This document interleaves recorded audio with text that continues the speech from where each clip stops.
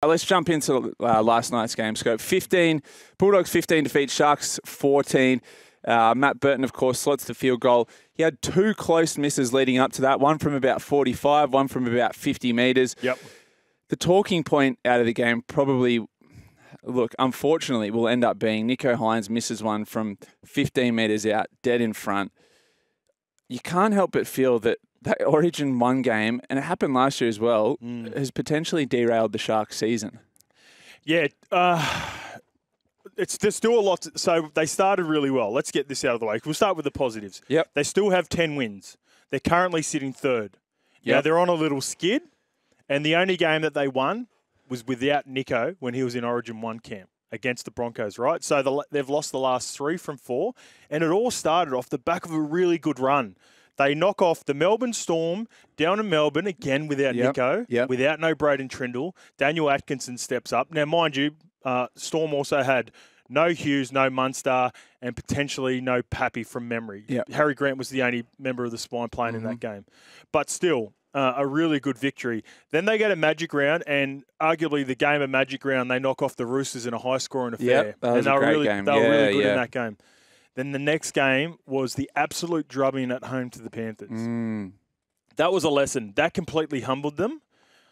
And from that point, they sort of, across the board, and it coincides with both the situation with Nicho, the performance in Origin 1 with 12 men. I find it super harsh, some of the people that have been critical of him. But off the back of that, you could argue it has affected not only Nicho, but the Sharks, because... Was it maybe more that Panthers game than Origin? Was that a shock to the system for the Sharks, showing them that, hey, we're still a long way off when it comes to being premiership contenders? I think it's a accumulation of all of them. It's the humbling experience from the Panthers to show that they flexed their muscles on them and showed them who the real back-to-back-to-back champs are, and how far away they are from them. The calf injury is clearly not 100%. I watched it live last night. I watched Nicho off ball. Braden Trindle felt like he did 60 to 70% of the kicking in general play. And Nicho, I would say that would be normally a 50-50, a 60-40 Nicho. To Nicho, to Nicho at best, when he's at his best, sorry. And the other thing is, you know, Nicho's not the only one that's, in my opinion, that's been affected by Origin. Now, you had Cam McInnes, and everyone was raving about Cam McInnes going into Origin 1. He's got to be in there. He's got to be your super sub.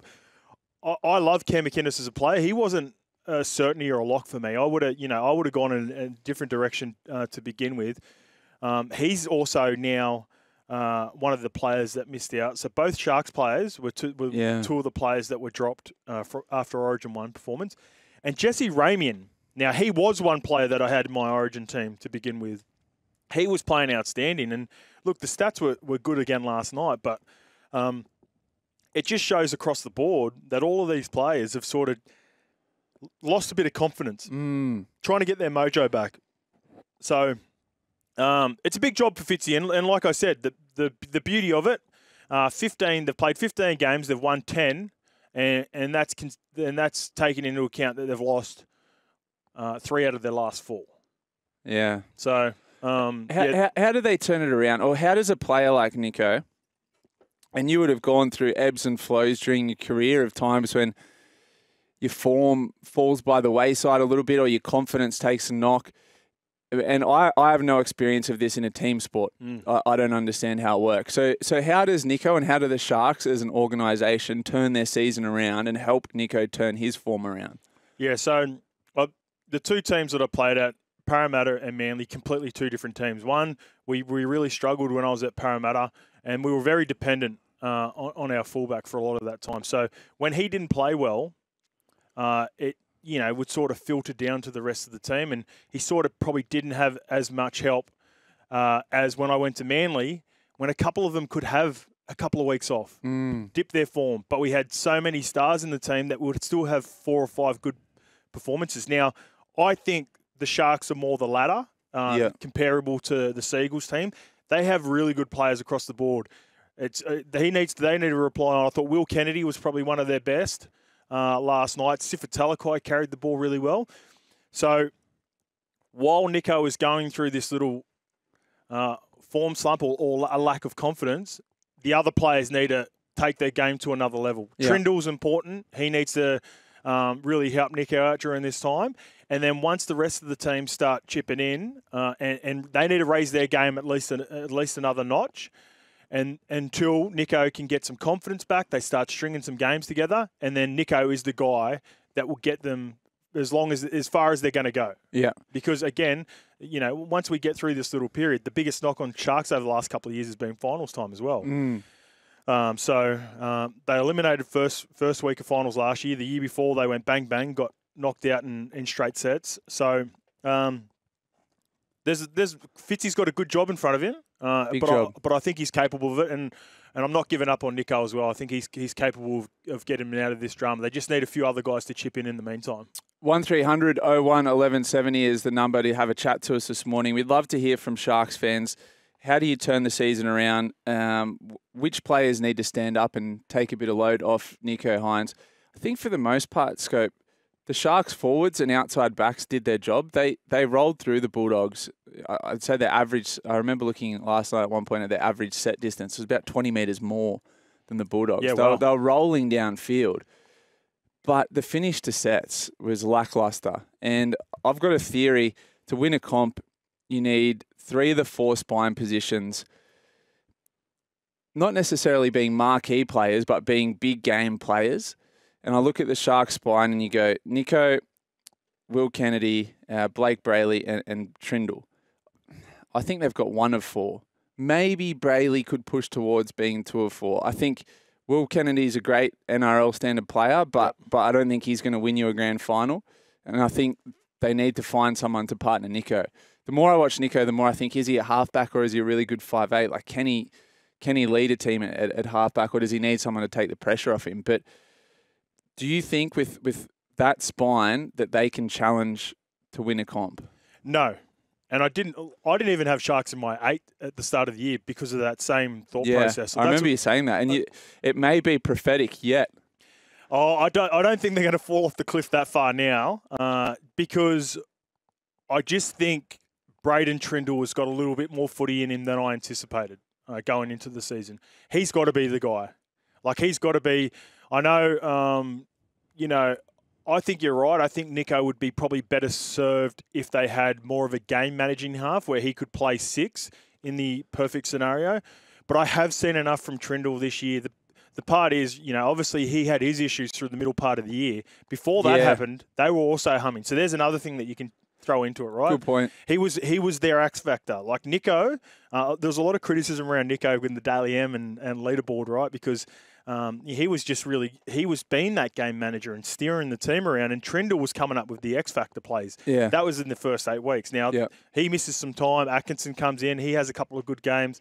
So they need to get their rhythm back as a combo. But I do think Trindle can be enough of an X factor or come up with enough big plays to keep them in the top 4. Can they still win the comp? No. I have never thought at any point this year, even when they were 8-1 or whatever it was, when they'd only dropped 1 or 2 games up until Magic Round, I still didn't think they were going to win the comp. Just because I think there are about 3 or 4 other teams that are better. So that's where I see the Sharks at the moment. Let's have a listen to what Craig Fitzgibbon had to say about the Sharks' performance. Yeah. Once again, missed a kick. It's frustrating. We talked about our starts and worked on them and missed it. So other than that, got back in the game, rolled the sleeves up, did the hardest parts of the game really well. 3 tries to 2, only 3 points against in the second half, and you got icy moments and we didn't. He mentioned it there. You got icy moments. It was actually 3 tries to 2 to the Sharks. 2 missed goals, missed field goal. Let's have a listen to what Craig Fitzgibbon had to say about Nicho Hynes' performance. No, he's it's going to shape him. He's got to go through it. It's part of the responsibility for him. He's accepting of that far better than he. It's been stung before where he hasn't sort of carried his divots a little bit. I feel like the last couple of weeks he acknowledges it. He's got to sitting there. It'll sting. Of course, it's going to sting. But I feel like he's ready to just keep going after the moments. He didn't shy away from it, put himself in position, but yeah, he's got to ice it. So I think he's just got to go through it. Can you talk on the game as a whole, Scope? We've spoken about Nicho, we've spoken about the Sharks. There seemed like a real unwillingness to use the ball last night. I watched the first half Fox commentary, the second half Channel 9 commentary, because I went to bed to watch the second half. But Joey and Freddie kept talking about it. Neither team were willing to use the ball. Neither team were willing to string passes together. It was a really dour affair. And like I said, Burton just ended up kicking them to death. But the Bulldogs, with a small forward pack, weren't willing to string passes together. And the Sharks weren't willing to use their big, powerful outside backs. Yeah, look, it did go on ebbs and flows, though, mate. Like, at the start of the game, Bailey Hayward is, we're talking a lot about Cronulla here. I'll just mention, some of the good things that the Bulldogs did. When he's playing through the middle to start the game, and then again, when he come off the bench, he really unlocks both Samuel Hughes and Max King. They're not the biggest front rowers.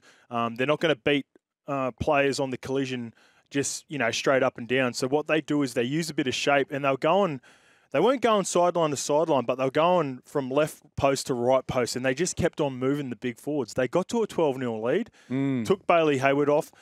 Even with, we're about to chat to Josh Curran, so I'm intrigued to see what he says about it. He comes off the bench.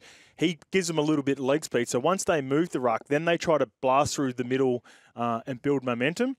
But these two teams I'm looking at the Bulldogs here, so their against is 251, only beaten by the Panthers. So they're the second best defensive team in the competition.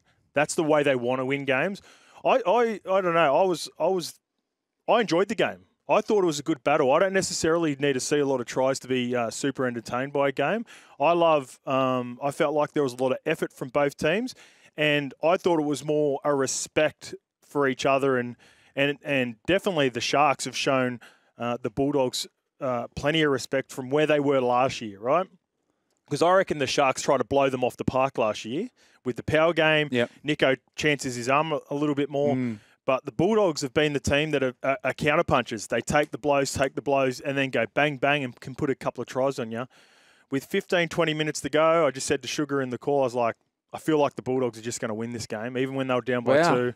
I felt like they have the opposite to the Sharks. The Sharks are starting to get a bit nervous. They're losing a bit of confidence. And the Bulldogs now have been in a couple of these games, specifically the Parramatta game about 2 or 3 weeks ago, where they just find a way to hang in the game. And it's credit to Serraldo and the playing group and the style of footy that they're playing at the moment, because it's really impressive, because you just had this feeling that they were always going to come out on top. Bulldogs fans, 0457 736 736. Get your text through.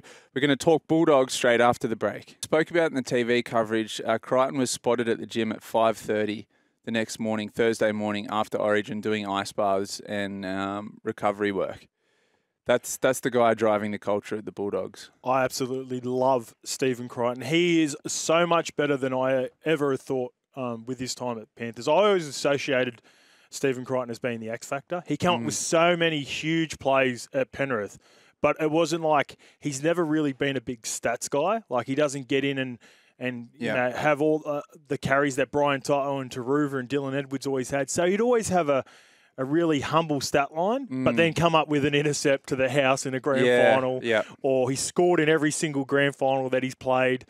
Even when he played for Samoa, he had that field goal, remember, to beat England. Like, he's a big game player, and he comes up with really big plays in games. But he is well and truly the reason why your Bulldogs are where they are right now, Missile. I've been so impressed. Again, going back to the start of the year, I was really critical when I heard he was captain. I'm like, what? You just named Burton and Reid Marnie your captains last year. You've got all these new players, new working parts. I just didn't think it was going to work, but I completely got the wrong read on who Stephen Crichton is. And another example last night was sitting there just before the call. I was watching the warm-up of both teams.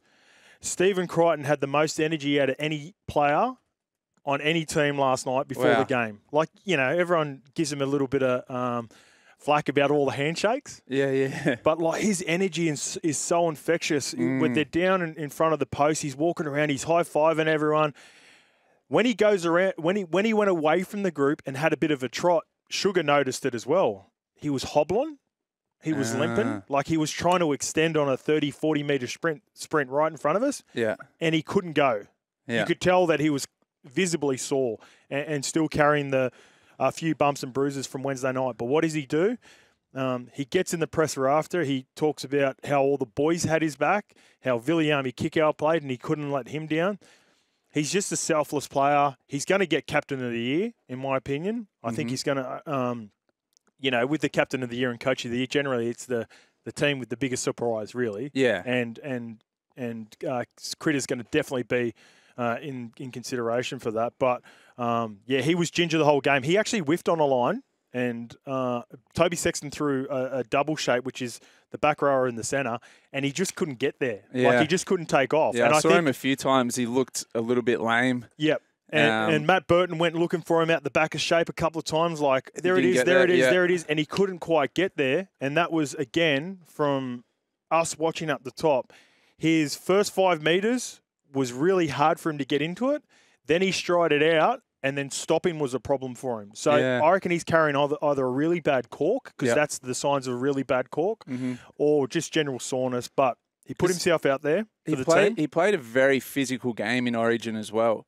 Because like you said, he has been that a little bit X factor.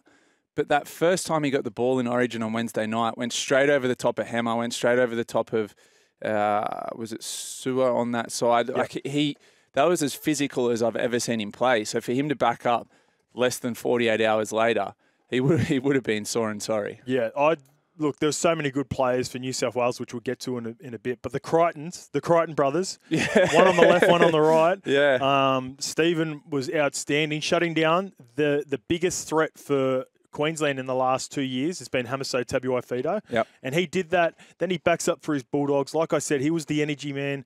He would, put on a brave face in front of his teammates. Then he'd go walk away and struggle. You could see visibly struggle. And that shows the character and the sign of what they got at the Bulldogs. I don't think there is one Bulldogs fan that might have been a little bit apprehensive when they signed him on really big money. I was. And I'm not just saying that with you. There were a lot of Bulldogs fans. I know them because they all reach out to us because of Mace. They let us know how they feel about everything to do with Bulldogs because of Mace.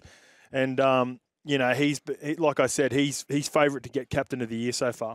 All right, we've put out the bat signal to Bulldogs fans. 1300 01 1170 is the number to chat to us this morning. Ahmed from San Susi. Morning, Ahmed. G'day, guys. I love your show. Love your show. Thanks, brother. Now, you guys know Kobe Bryant and Michael Jordan, obviously. Yep. Yes. Now, Steve Crichton is the Michael Jordan and Kobe Bryant of the NRL. I love it. I mean, he's the leader, right? He sets examples. You said next morning he was on the ice bath. No one does that but Kobe Bryant and Michael Jordan. That's what they used to do. Yeah, it's that mentality, isn't it, Ahmed? Like the exactly. best of the it's game. The Mamba. It's the Mamba mentality, mate. Yeah, they're all. That's right. You can tell, like you can just tell he's got that energy about him, can't you? Like even from an outsider looking in, when you watch the games, he's their emotional leader, Absolutely. and he brings everyone with him. Ahmed, if you had to look ahead to the rest of the season, where do you predict the Bulldogs will finish in that top 8, and what do you think would be a successful finish to the season in terms of major semi, maybe grand final? Where are you seeing the Bulldogs in 2024? I've got them in the top 5, maybe top 4, right? And they may win one round, and then they'll be out the second round. Yeah, yep. I like it. But that would be a successful season, Ahmed. And of course. With juniors coming through like Mitch Woods, we saw him in the under-19s Origin. It's looking up and up.